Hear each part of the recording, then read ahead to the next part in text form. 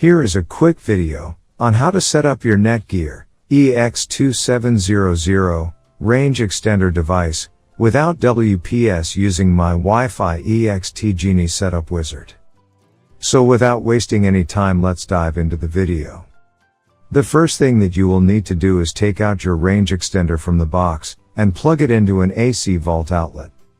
Wait till the extender is successfully booted up and the light on the extender becomes solid green from amber.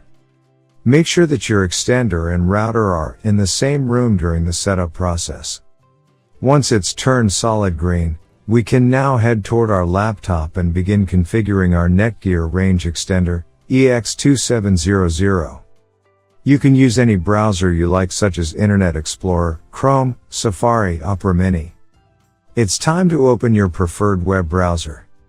Go to mywifiext.net if on Windows device or mywifiext.local if on Apple device. In case using an Android device, go to 92.168.1.250.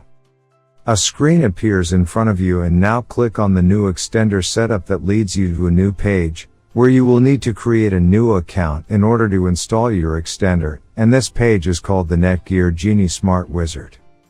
Now fill in all the necessary details such as a valid email address, password, and once you are done, click on the next button.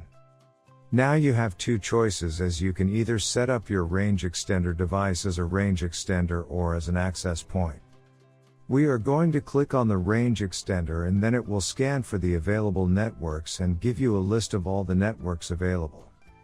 Before heading ahead into the video, in case you are facing any issue with your Netgear range extender device, get in touch with our Netgear experts. Click on the network that you wish to extend.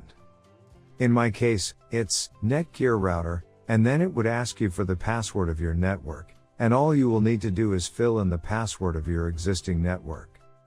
And click on the next.